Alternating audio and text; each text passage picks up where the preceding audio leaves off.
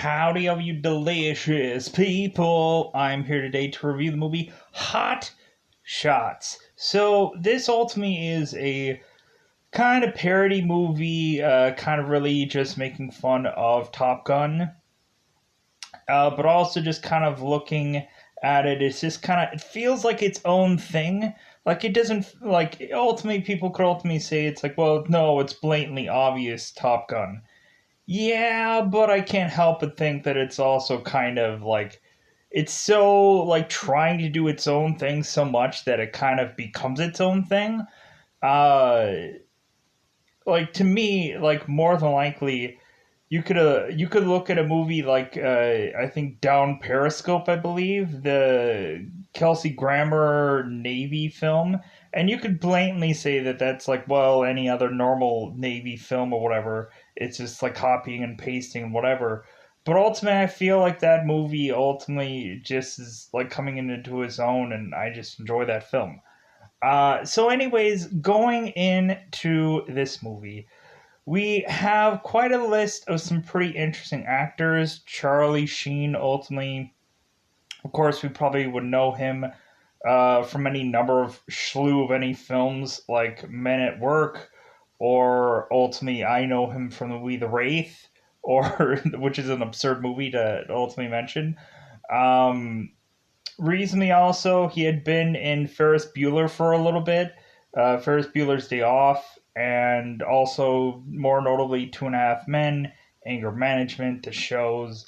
Ultimately, we have Carrie Ellis, who ultimately I had seen. I believe he was in a Jason Momoa film, I think called like something Mountain. I think it was like Cold Mountain or Creek Mountain or something like that. I know I probably reviewed it, but heaven forbid it's probably not on this channel yet, but it may someday probably will be at some point. I hope to eventually get back on track with trying to get some older videos back over here, but and some of the ones that I probably will deem that I never am gonna review at some point are probably gonna end up on here at some point. Um, but ultimately, Carrie Elwes, ultimately, a lot of people would probably know him from Saw, of course, or Princess Bride. Those are probably the two true glaive ways of mentioning him being anywhere at some point. Also, I know he was like a recurring guest on the Psych Show. It's kind of interesting. So, ultimately, going into this, there's also a lot of other cluster of other characters that I could have mentioned, but I just don't have that kind of time. Whenever they'll pop up is whenever they'll pop up. So, because I could be at this for hours, talking about every single person and everything that I know about them. So, or I am familiar with their work at points and sorts and which and whatever and what have you. So, going into this film, I loved the fact how reasonably everybody had to have a nickname that is basically going to tell you exactly where their story is going to head. Like we had John Cryer's character who ultimately is called Washout, and I thought that was kind of funny. We had William O'Leary's character that of course was called Dead Meat to tell you that this guy is going to be the goose of this movie at some point. Um, we also had Lieutenant Commander Block. He ultimately plays the eyewitness at one point. We ultimately have, I think, God, Ryan Stiles, who ultimately I know from Whose Line Is It Anyways in the Drew Carey Show. Ultimately, he plays Mailman in this movie, and ultimately, I think he does some even funnier stuff in the sequel. But ultimately, like knowing full well, like I really enjoy everything that Ryan Stiles does in the movie because it's hilarious. But anyways, so yeah, going into this, you have it to where these people have a lot of interesting names. Like we ultimately have Charlie Sheen, who is Topper Harley, which I don't quite understand that nickname. Uh, I guess Topper might be like the main character or something. I don't know. I don't know what Topper Harley exactly means, but I don't know. Maybe there's some inside joke to that. Uh, So going into this movie, I thought it was really funny. I thought it was really fun. There might have been some gags that kept kept like going and going and going throughout this movie. Like the whole dog thing, I thought was kind of like, why do they keep going with that same joke over and over and over again? Like, I just didn't quite understand why. But reasonably, I kind of like how this like Airplane, like the movie Airplane, they have to like spell everything out to everybody, and that is a hilarious joke. Where I think in this Hotshot movie, it's trying to prevent somebody from getting hurt or otherwise uh, having somebody accidentally get hurt of sorts, and so I guess that's more of the running gag, where a lot of times like somebody is stepping on somebody's toes or something along those lines. It's kind of like pain gimmicks or pain jokes. To ultimately have people just be like, oh yeah, isn't that hilarious? And it is. Believe me, it is. So anyway, so I don't know. I just thought that this movie was fun. Um, I think the jokes always land. There's not a real true like out of time or bottled time reference for anything. And I think that's what ultimately makes this movie have pretty decent staying power at some point. Even if it's really just like, well, yeah, but it's a parody of Top Gun. I'm like, yeah, and just wait till we have another Top Gun movie. And then they decided to do another Hot Shots movie because Top Gun is coming back and making another film. So, anyways, I think that's all that I really have to say about this film in a non spoiler like way. I like that they ultimately have a love triangle in this movie because you kind of have to have a love triangle seemingly in every single freaking movie. It doesn't even make sense anymore to, like, good God, like, it just seems like we always have to have a love triangle in, like, every movie that I watch. There has to be this, I recently caught I recently saw Cobra Kai and or I saw seasons of it, and ultimately I'm like, love triangle there. There's a love triangle everywhere. Twilight and all that garbage, all the stuff that happened after that. Love triangles all of every time. Like they can't conveniently write anything with just a relationship. No, there's always got to be some kind of like looky loo or whatever that's ultimately just like, well, what if I were to end up with this guy? Like, you know what? Then how about this woman just like runs through like 4 to 5 men and just it's like, I'm just not going to be tied down. How about you finally just do frickin' that then? Like, good God, movies and shows.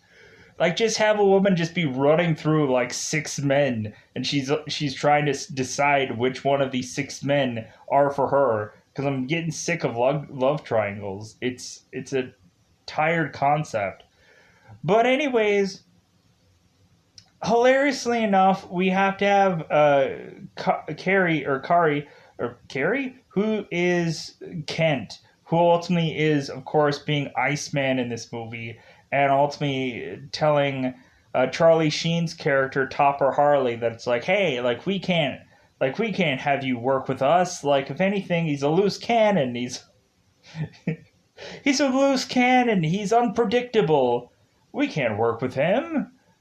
And so recently we have it to where Topper Harley is consistently traumatized by hearing any little lick of any words about his father. As if like one Topper Harley can't say like, hey, how about you shut up about my dad?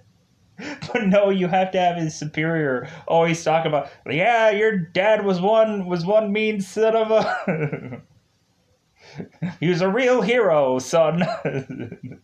And so all of a sudden, like freaking Charlie Sheen, his like heart is beating out of his chest about hearing about his dad, and now it's just hilariousness ensues. So let's otherwise go through this movie and talk about spoilers. Get this one out of the way, and ultimately say that we watch this one at some point. So let's bust out that double five.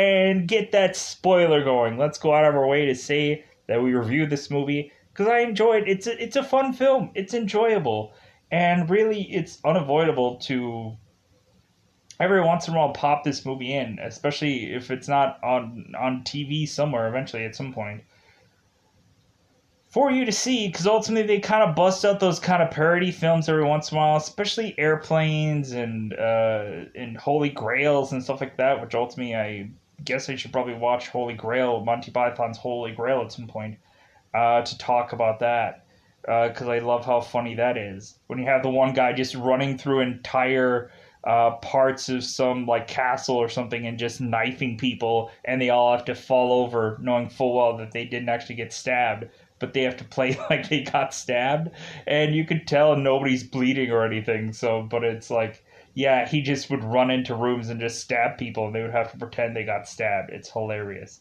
But anyways, so let's go into spoiler time. Spoiler time. It's probably about time, wouldn't you think, to go into and ultimately just mention how I felt, or just reactions, or just ultimately just me talking about the movie, which I normally do, into some kind of spoiler time. Whoo! So, spoilers. So ultimately, we have it to where reasonably we have Lieutenant Commander Block, who ultimately is desperately needing to have a Topper Harley come back to ultimately be a part of his squad. And so reasonably we have to find Charlie in a Indian or a Native American teepee somewhere, ultimately having to where this Commander Lieutenant Block is ultimately desperately trying to talk to Topper Harley and get him back in to the Air Force, and Charlie wants nothing of it. Ultimately saying how many times he's failed and so on and so forth, all while they are having to seemingly inhale some concoction of sorts, which that concoction is ultimately helium. So it ultimately kind of makes a joke of the reference of when normally you'd have to pass down or pass through some like peyote or whatever through Native American tents, and like, so instead of it being peyote, it's helium. And so they're ultimately talking about all this while they're talking in this kind of voice. Yeah, I hate that this happened and all this nonsense, to where ultimately you're just laughing the entire time because they're talking in this kind of voice. They are, chicken. And anyways, they're talking in a very heliumed, high-end voice, and probably you couldn't have heard a word I just said, which is okay. But anyways, Pronado.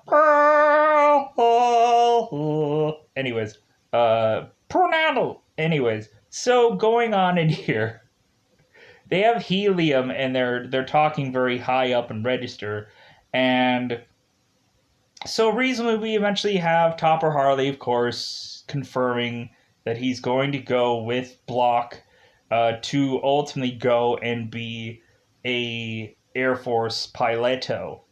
So we ultimately have Charlie Sheen going back into the barracks to ultimately meet his co-stars, ultimately meeting Kent, but also meeting Washout, who ultimately we find out is John Cryer, and of course, like, he is consistently a person that is cross-eyed, to ultimately he has to like smack his head to like get his eyes correct.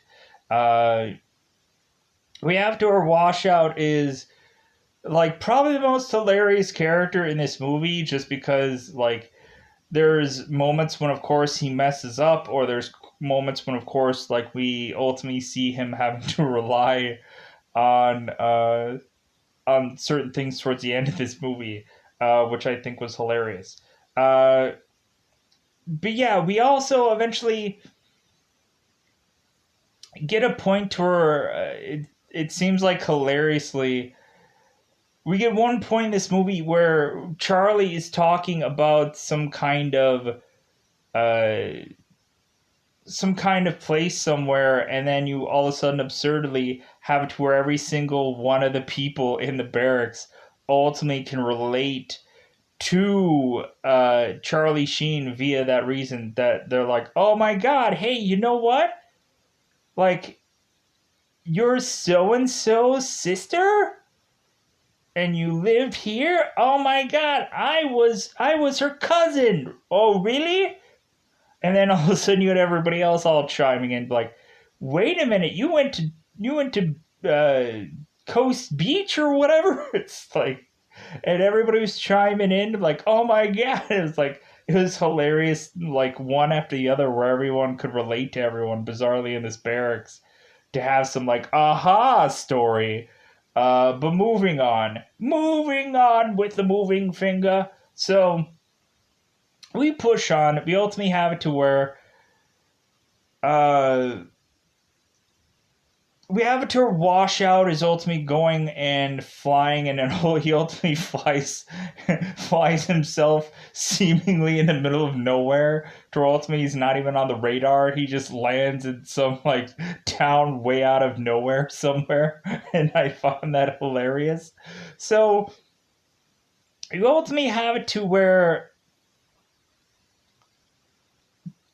they're going on and flying out, and ultimately we have Block, who is again talking about uh, Charlie Sheen's father, like, yeah, that father of yours, he was a real hero, and you have Charlie Sheen is like, with his heart, and because ultimately we have it to where Charlie Sheen has to be cleared for duty, and he has to be cleared by some therapist, and the therapist, of course, won't clear him or doesn't want to clear him. But ultimately, she's mentioning it's like, you need to see a therapist on the regular, and he's like, you know what? I hope that you would say that because ultimately he's like looking her up and down. He's like, mm-hmm.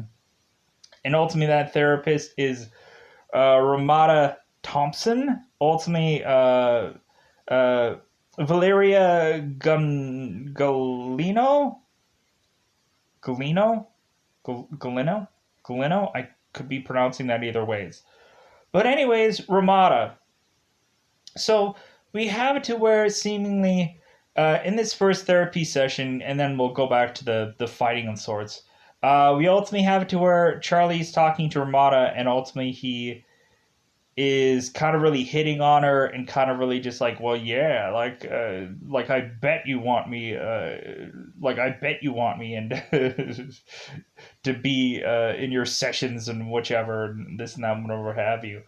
So, and eventually he gets to the point where Charlie Sheen ends up walking out the door, and there's all kinds of like these wires popping out of this outside this door, and we have like a ladder there, and ultimately like Ramada is just like, "There's danger out there, like you're in danger," and he's like, "Yeah, you know what? I might be in danger. I might be dangerous. I might be dangerous to everybody, but you know what? Like I'm still gonna try. Like I'm still gonna fight for what I believe in," and blah blah blah blah blah. As he walks out the door and shuts it and gets horribly electrocuted, and then Ramada opens the door and just shows like Charlie Sheen with his giant afro on, and he's still getting electrocuted by this wire as he walks away. Uh, but yeah, so we have within this fight that ultimately uh, this is just a test run, and it seems like everything is going well, but Charlie Sheen ultimately gets boop, boop, boop, talking about his father again, because ultimately a Block is like, yeah, your father was a real hero, and ultimately we have to like mention what happened, what was the story of Charlie's father, who ultimately is Buzz Harley.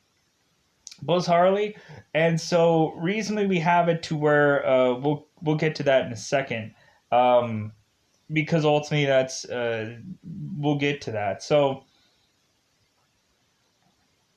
we have to where Charlie is ultimately losing control of his plane, and ultimately people are asking him like, "Hey, Top, are you okay?" and this and that, and so he ultimately crashes his plane into some sign, and but then ultimately he ends up doing perfectly fine the rest of the time, and ultimately they're asking him, it's like, "Hey, what was wrong?" It's like, "Hey, are you okay?" And he's like, Yeah, it was just like I had a finger in my eye or something, or like it was some lame excuse that doesn't quite make sense. But ultimately, everybody just accepts it. It's like, oh yeah, there was a like I thought I saw something or whatever the garbage excuse was that ultimately like could perfectly like make people just go, oh okay, sure. So here's the story. So we ultimately have Kent who has to, or we ultimately have it to where they're in the barracks and they have to reveal this story about Buzz Harley, which ultimately is Topper Harley, Charlie Sheen's father. So we end up finding out that ultimately at first in the beginning of this film, supposedly Buzz Harley had not tried the best that he could do to help his other Air Force pilot out of his uh, seat because ultimately they were supposed to eject, and supposedly we had it to where Buzz Harley just quickly ejected, leaving Mailman to just struggle for seemingly hours upon hours to or struggle for a very long time to try to figure out how to eject out of the plane. We ultimately find it uh, the mailman ultimately ends up ejecting or getting out of the plane, and ultimately he ends up landing into some trees. To ultimately he accidentally has like reindeer antlers onto his helmet, and ultimately we find out that there had been some poor hunter that had shot mailman and ultimately took him home as a trophy and made a meal out of him and so and so we ultimately have like dead meat that is ultimately mentioning. It's like, well, yeah, like yeah, I was a part of that whole eating mailman, but I didn't go back for seconds out of respect. It's like, what the fuck? What? It's like, yeah, mailman was a kid then, and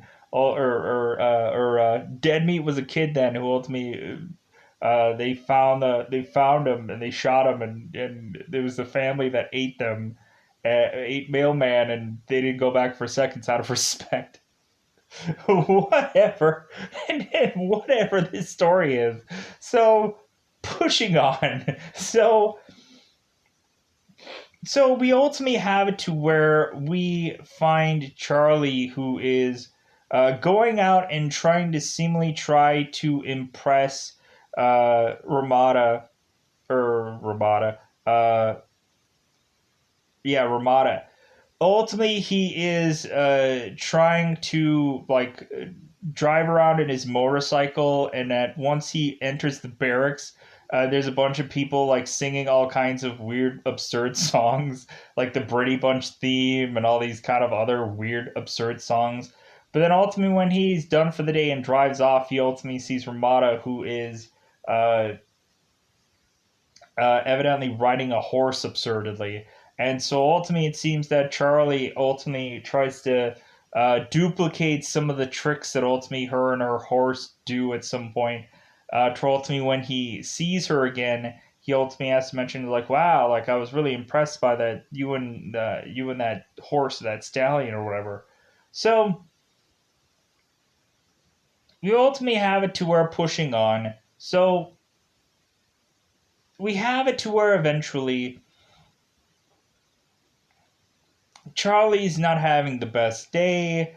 Ultimately, he goes to a bar, and at this bar, it seems like we have Kent and Ramada who are ultimately going to this bar. And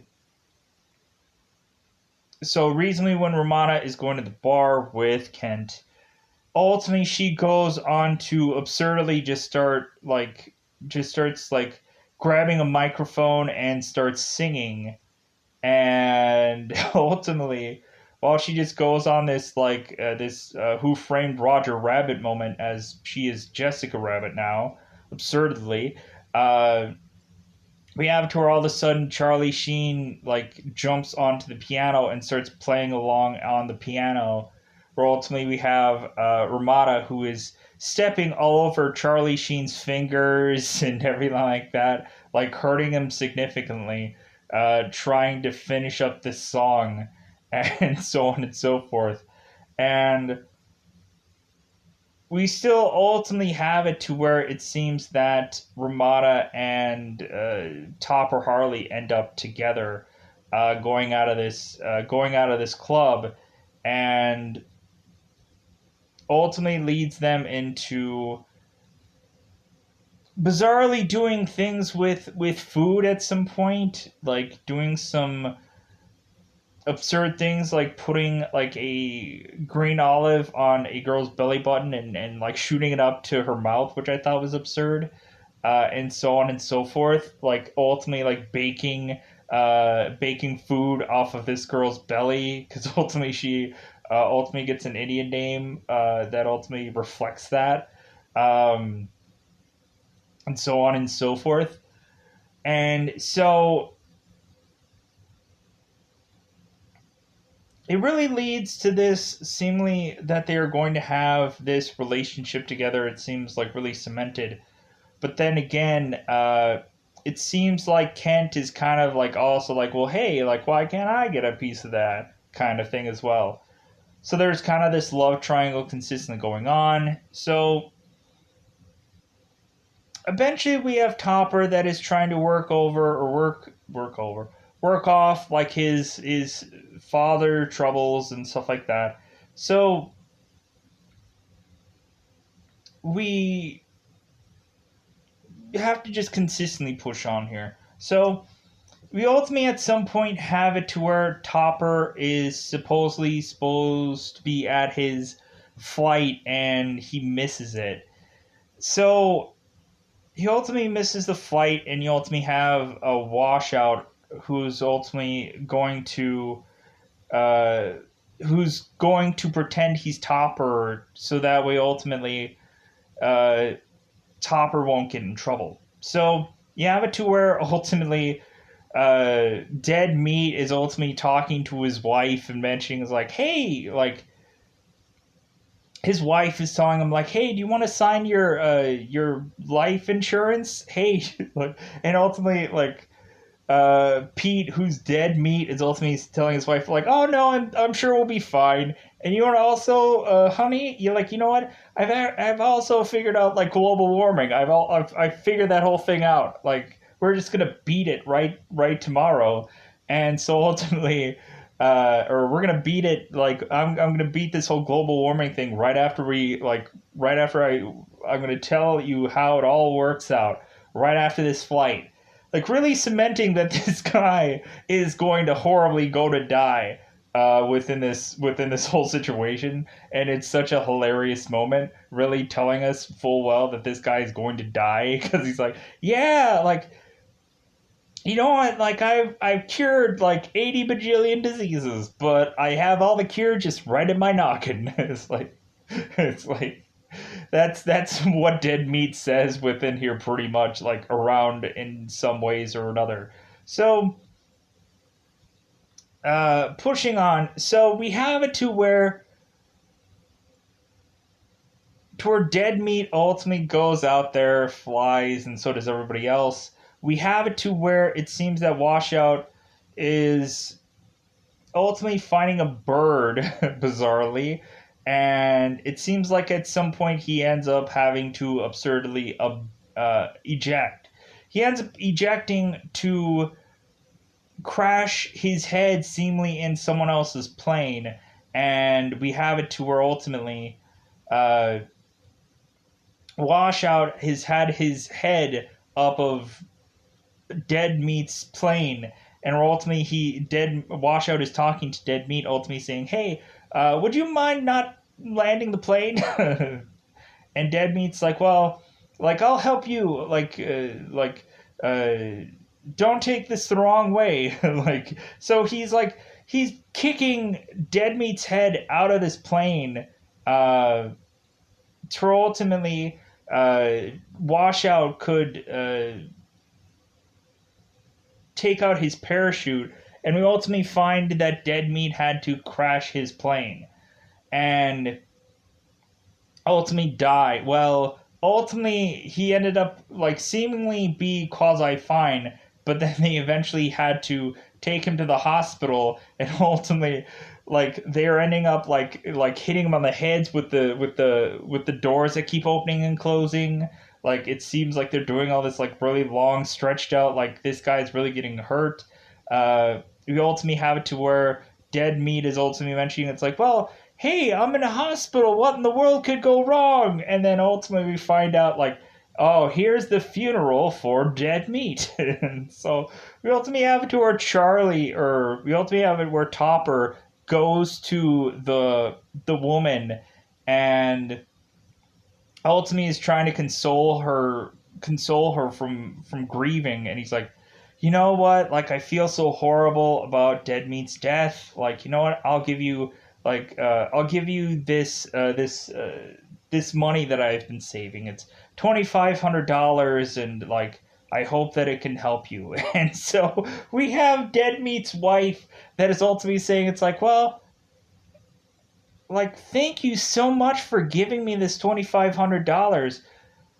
Man, I had just won the $3 million lotto, and like, and you know what I'm gonna do? I'm gonna take this $2,500, and I'm just gonna blow it all on hats. Troll to me, Charlie's just like you could have said you're welcome. You could have just said you're welcome. You could have just said it.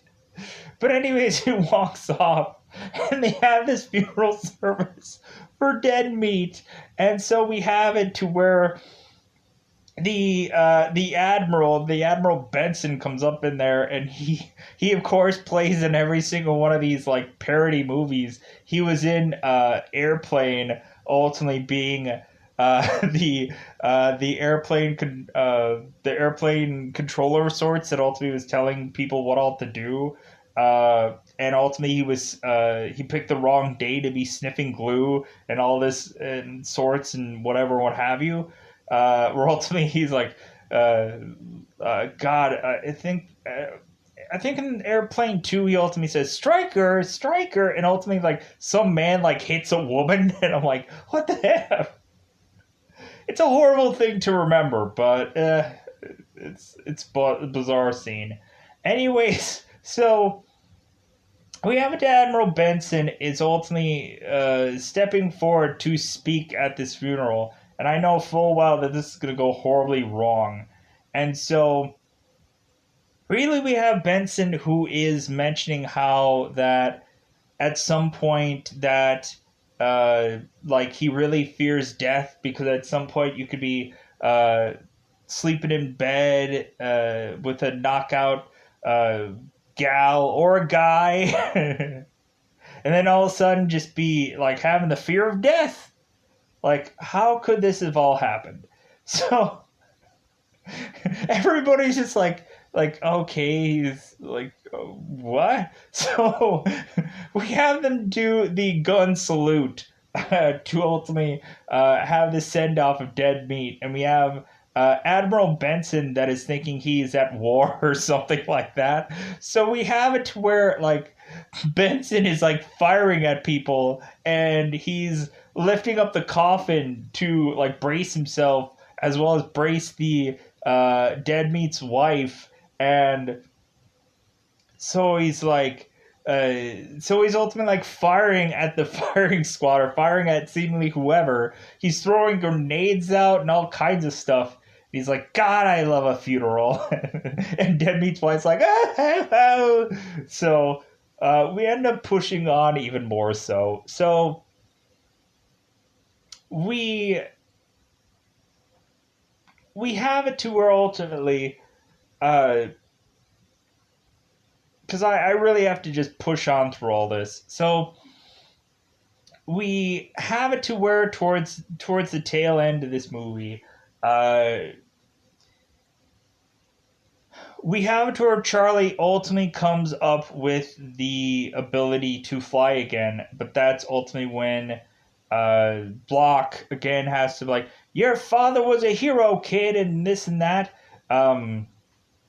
And of course, like Charlie's like, boo, boo, boo, boo, boo, boo. And because ultimately we have it to where Charlie is pushed into yet another mission, and Kent is ultimately just like, dude, I'm not flying with this guy. He's dangerous. Like he's a hazard to us all. Like he'll kill us all. And ultimately, have it to where Kent and Topper are gonna have to put mouth guards in and and go and try to punch one another, hit one another. But then ultimately their superiors come in, and ultimately they are just kind of like standing at attention with their mouth guards in still. And to where ultimately they're like at ease. Like I thought it was hilarious when they're like at ease, and then you just got everybody like posing in some bizarre way. You get like wash out with like a football or something like that, where everyone's like weirdly like posing in some absurd manner.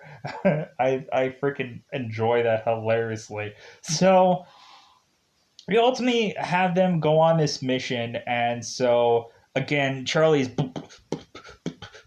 and because ultimately he's just thinking of his father, and because ultimately Block is telling him about his dad again. Ultimately trying to motivate. Block is thinking that he's motivating Charlie, but he's not. He's ultimately just kind of terrifying him. So, and this is a real scenario. They are really having to take some real bad guys out this time around. And so ultimately with Dead Meat Dead and ultimately with Washout ultimately being sent to look over Radar, which is the worst guy who can barely see anything.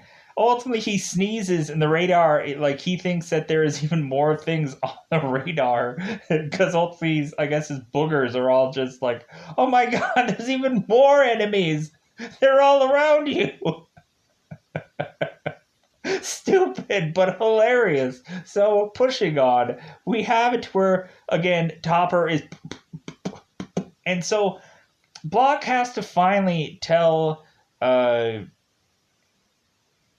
Topper about the true story of his father, and how we had Buzz who desperately tried as hard as possible to keep the plane afloat while Mailman was trying to uh, get his thing to eject.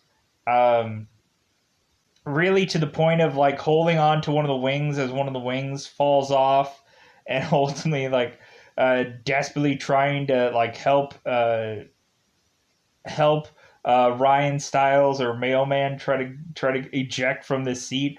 We ultimately have it to where there's a portion of the front of the plane that ends up falling off, and we have Buzz who is like going onto the front of the plane and stapling it back in, and then ultimately like being flung all the way to the back of the plane where he gets hit in the nuts, and ultimately has to like try to like struggle to get back to Mailman and all of this rigmarole, to where he's like ultimately just like going from like one side of the plane to the other. He's like flipping everywhere and all kinds of stuff just to try to keep this plane alive.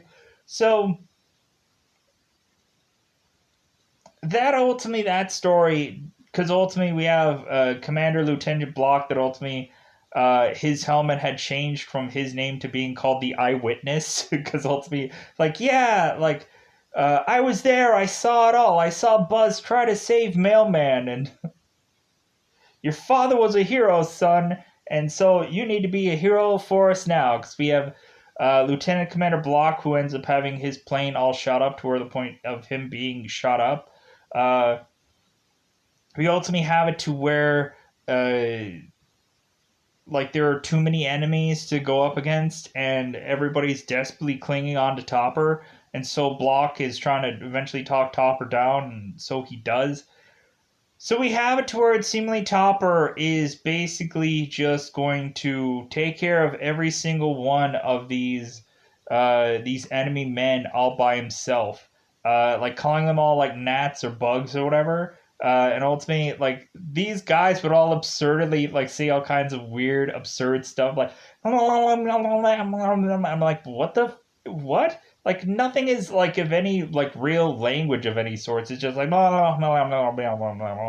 it's like it's ramblings. It doesn't make like it doesn't sound like an actual language of any sorts, unless it actually is, and then I apologize. But and then every once in a while they'll like sneak in like some actual word of sorts. But ultimately we uh like at some point I think we had Ken who ultimately mentions like I have a bogey on my I have a bogey on me, and we ultimately have some guy in like a noir like suit and tie or whatever that's like in one of the planes just chasing after somebody.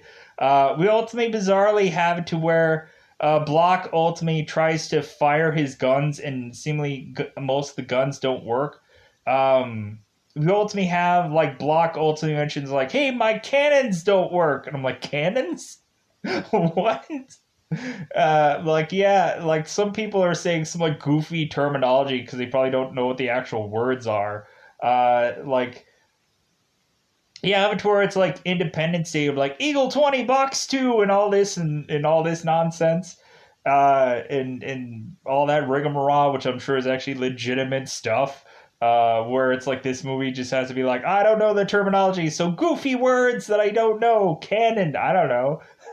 So we ultimately have to where Topper is going on his own, fighting seemingly four fighter pilots all by himself, using clouds to ultimately have it be that ultimately he can kind of outmaneuver them. We just have these like this cloud just kind of like encompassing Charlie and seemingly the other men, and to ultimately he stops to ultimately they go in front of him. Then ultimately he shoots them all down, and even at some point he sends like a rocket to like Saddam Hussein, like hey Saddam, and then like drops a rocket onto Saddam. He ultimately gets like hit with it. He's like what? And he's like pah, and like a big explosion. I'm like, this is stupid, but it's hilarious. This makes no sense.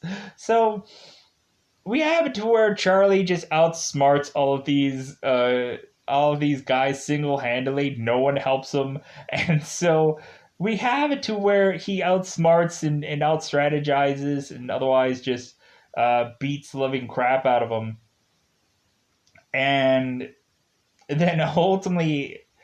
We have it to where everybody all comes in, and everybody all comes in before him. He's the last one to come in, and ultimately we have it to where like Charlie is ultimately talking to Washout, John Cryer, and ultimately telling him like, "Yeah, hey, like I'm running out of gas," and John's ultimately just like, "Hey, you're looking great," and Charlie's like, "Yeah, my landing gear won't land."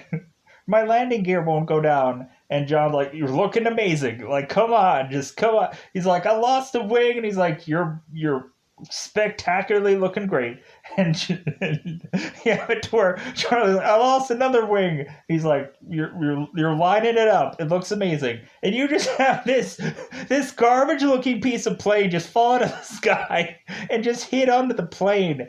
And then like Charlie eventually gets out of his plane, and everybody's like, "Yeah, he did it. Is it gonna explode? Yeah, he did it." Like bizarrely, he didn't look all that like damaged. Like his plane didn't look like he was shot up or anything. It just the absurdness of them ultimately finding out that there were seemingly being some third party people that were ultimately malfunctioning the planes on purpose, I guess. Because we ultimately find out that Block was talking to some people that were doing the technical side of these planes, and bizarrely, they were just cutting wires for absurd reasons that don't quite make sense. Like if anything, the malfunctions of the plane made absolutely diddly worth of sense. You would have thought that they would have like not been giving them enough fuel or some other like not just cutting wires that you already had perfectly all good and well done. Like that doesn't make any sense. Um, but ultimately, we have it during this thing that ultimately Block confesses that these two gentlemen were ultimately plotting for all these planes to crash and everything like that, and reasonably Block was just kind of like just suckered into all this, and so ultimately we have it to where Charlie Sheen has to run to get those two men, and we ultimately have the Admiral that is also going to go and grab one of the men as well. Um, so Charlie runs after one of the guys, and ultimately he finds himself smacked against this volleyball tent and like flung out onto sea. And we have it to where the Admiral goes and gets the other guy, and it seems that um, the Admiral like punches him out. I thought there was one scene that I thought was really hilarious with the Admiral, where ultimately he has it to where like a plane like flies by him, and you have the Admiral that loses his hat, and so ultimately he's like, "Oh my God, I lost my hat! Like I gotta have somebody go and get my hat." And ultimately they're just like, "Well, yeah, there's no way to like get that hat, sir. Like if anything, we would have to like have somebody go down in a boat to go and get your hat, and ultimately it would take us a while to get somebody down there, and then ultimately when we get somebody down there, like ultimately like we're a ship that's still going to a certain path, so if anything, like we're gonna lose that person." And ultimately the Admiral's like, "Well, hey, we'll just give him food and we'll come back for him." And it's like, I want my hat, because and they're ultimately just like, "Dude, like sir, we don't have time." And he's like, "Well, like I have a defenseless hat that ultimately has gone overboard, and there's nothing I can do." Evidently, it's like he's just pouting and just walking off.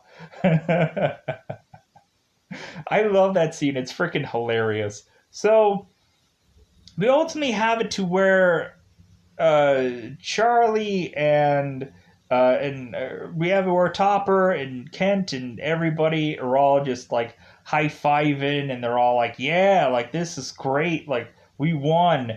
And ultimately we have Ramada who's gonna come to see Topper, and Kent is telling Ramada because ultimately it seems like Topper and Kent have made amends for ultimately Topper is asking Kent about a chafing dish, and like Kent is going on and on about like, "Oh yeah, it's a cooking supply," and this and that. It's like, "Oh, is that like a fryer?" It's like, "Oh no, no, no!" Like what the is that? So pushing on, we ultimately have it to where Ramada is desperately trying to find Topper, and Kent greets her to ultimately tell her it's like, "Ramada, you need to forget about me, Ramada. I know it's going to be hard, but you need to think of Topper, not me. You need like I know it's gonna be a nightmarish experience for you to forget about me, but still, like I think Topper is the one for you." And Ramada's just like, "Well, yeah, yeah, yeah, yeah. I'm trying to get to Topper." So we have it to where ultimately we have to where eventually they meet up in sorts.